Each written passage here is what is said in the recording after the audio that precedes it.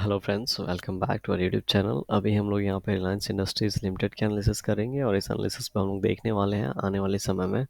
Means यहाँ पे next trading session में किस तरीके से अपने इंपॉर्टेंट लेवल्स एंड ये टारगेट दिखा सकता है। कल 30 है और कल इसका नेक्स्ट ट्रेडिंग सेशन है, तो 30 अक्टूबर को रिलायंस इंडस्ट्रीज़ लिमिटेड कैसा अपना प्राइस एक्शन पैटर्न बनाएगा।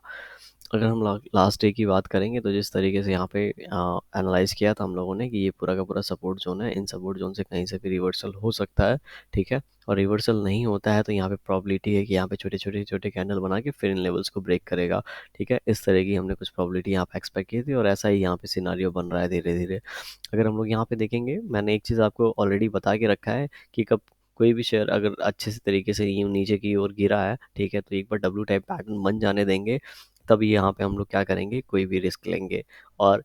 ज़्यादा क्वांटिटी तब ऐड करेंगे जब ये ट्रेंड लाइन ब्रेक होगा तब। तो इन दो चीज़ों को आप पॉइंट में अपने रखिएगा, सेंट्रल पॉइंट में इन्वेस्टमेंट के लिए या फिर कोई भी पोजीशन बनाने के लिए। आप अपनी एनालिसिस के बाद कुछ भी डिसाइड कर सकते हैं, लेकिन मेरी स्ट्रेटजी यही रहती है कि एक बार यहाँ पे डब्ल्यू टाइप पैटर्न बन जाए, एक बार रिवर्सल चेंज होने का यहाँ पे मुझे यहाँ पे सिग्नल मिल जाए एंड उसके बाद मैं यहाँ पे पैसे इन्वेस्ट करूँ। अभी अगर हम लोग देखेंगे तो यहाँ पे फर्स्ट पुल बैक हम लोग को यहाँ पे दिखा है, ठीक है, क्योंकि इस कैंडल पे भी हम लोग को सेलर्स दिख रहे हैं और यहाँ पे भी सेलर्स दिख रहे हैं और 5-6 दिन से यहाँ पे सेलिंग हो रही थी। तो यहाँ पे गैप अप ओपन होने के बाद मैंने आपको बताया था, अगर गैप अप ओपन होता है तो यहाँ पे इस कैंडल का हाई ब्रेक करेगा तो ऊपर क्यों निकल सकता है। तो इस तरीके से ऊपर जा रहा है। अगर यहाँ पे कल के दिन फ्लैट ओपनिंग होती है 2275 के आसपास, ठीक है, तो यहाँ पे क्या होगा, फ्लैट ओपनिंग होगी तो यहाँ पे ऊपर की ओर जाने की कोशिश करेगा और इन लेवल्स इसको क्या मिलेगा, रेजिस्टेंस। तो अगर इस तरीके का डब्ल्यू टाइप पैटर्न बनता है तो वेल एंड गुड है। अदरवाइज कल के दिन एक बार हम लोग वीकली टाइम फ्रेम पे देख लेते हैं क्या इस बार इस वीक में किस तरीके का कैंडल बना है। तो लास्ट वीक में याद होगा जब मैंने बात किया था कि इस इन लेवल्स के आसपास अगर यहाँ पे हैमर टाइप कैंडल बनता है, ठीक है, तो एक अच्छा रिवर्सल का यहाँ पे रिवर्सल का ये पैटर्न हो सकता है। क्यों हो सकता है, तो इसके पीछे हमारे पास दो स्ट्रॉन्ग रीजंस थे।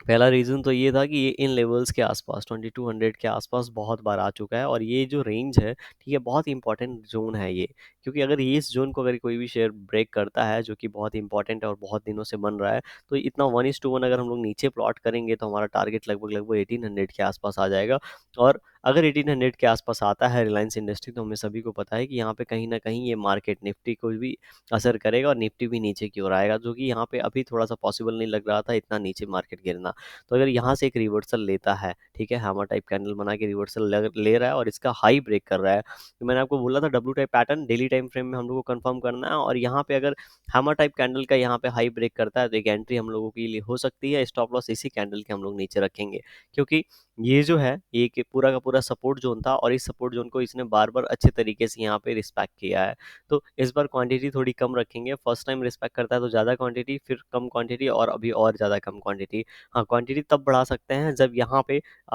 एक बार W type pattern weekly time frame पे कंफर्म हो तो हम लोग अपना 100% क्वांटिटी ऐड कर सकते हैं। अदरवाइज यहाँ पे हम लोग कम क्वांटिटी रखेंगे और यहाँ पे पोजीशन बनाने की कोशिश करेंगे। अभी बहुत ही अच्छा सिनारियो है यहाँ पे, अगर हैमर टाइप कैंडल बना, अगर इसका हाई ब्रेक होता है तो ये हैमर टाइप कैंडल जो है एक्टिवेट हो जाएगा। और एक इंपॉर्टेंट क्यों है, क्योंकि बहुत ही ज़्यादा फॉल के बाद बना है, फर्स्ट पॉइंट सेकंड पॉइंट अपने स्ट्रॉन्ग सपोर्ट के पास बना है। अगर ये इसका हाई ब्रेक नहीं होता है, ठीक है, जब भी इसका हाई ब्रेक करे तो यहाँ पे 4-5 रुपए का बफर लेके चलिएगा, राइट। और अगर मान लेते हैं इसका हाई ब्रेक नहीं होता है और यहाँ पे गैप डाउन ओपन होकर इसको ब्रेक करता है, तो यहाँ पे थोड़ा सा इसको होल्ड मिलना चाहिए 2200 के आसपास, ठीक है, एंड उसके बाद ये नीचे की ओर जाता है तो वेल एंड गुड है। अदरवाइज ठीक है, हम लोग इसको देखेंगे। तो अब हम लोग फिर से वन डे टाइम फ्रेम पे चलते हैं और यहाँ पे हमने देख लिया। देखिए एक बात याद रखेंगे, इसके बीच में कोई कैंडल बनाता है, ठीक है, तो वो अदर बात हो गई, बात हो जाएगी और इस रेंज का ब्रेकडाउन ब्रेकआउट होगा तो वो प्ले करने का अलग रोल है। लेकिन इसके बाद तुरंत इमीडिएट अगर इसका हाई ब्रेक होता है नेक्स्ट कैंडल से, तो ये इसको 2350 के आसपास ले आएगा, ठीक है। एंड उसके बाद इन लेवल्स के आसपास अगर रेजिस्टेंस लेके इस तरीके से हैमर कैंडल बनता है, ठीक है, वीकली टाइम फ्रेम पे, तो ये डब्ल्यू टाइप पैटर्न बन जाएगा और तब हम लोग ज़्यादा क्वांटिटी ऐड कर पाएंगे।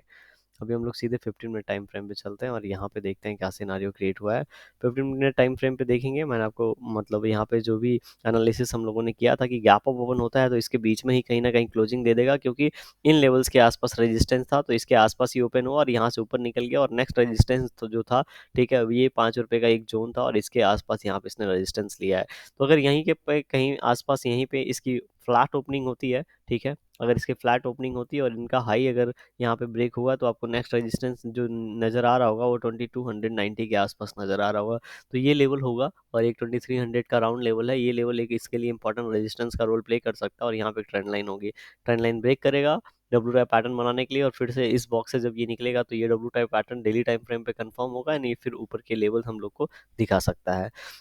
सेकेंड केस में अगर यहाँ पे मान लेते हैं इस लेवल के आसपास ओपन होता है, ठीक है, तो ये जिन लोगों ने प्रॉफिट बुकिंग किया है यहाँ पे जो फ्रेश बाइंग करके लेके गए होंगे सब ट्रैप हो जाएंगे और सबका एसएल इन लेवल्स के आसपास होगा। जैसे ही ब्रेक करेगा तो ये तेजी से नीचे की ओर जाएगा, उसके बाद एक पुल बैक जरूर आएगा, लेकिन अगर इन सभी लोगों का एसएल ब्रेक होता है तो तेजी से नीचे की ओर जा सकता है, इसके चांसेस ज़्यादा होंगे।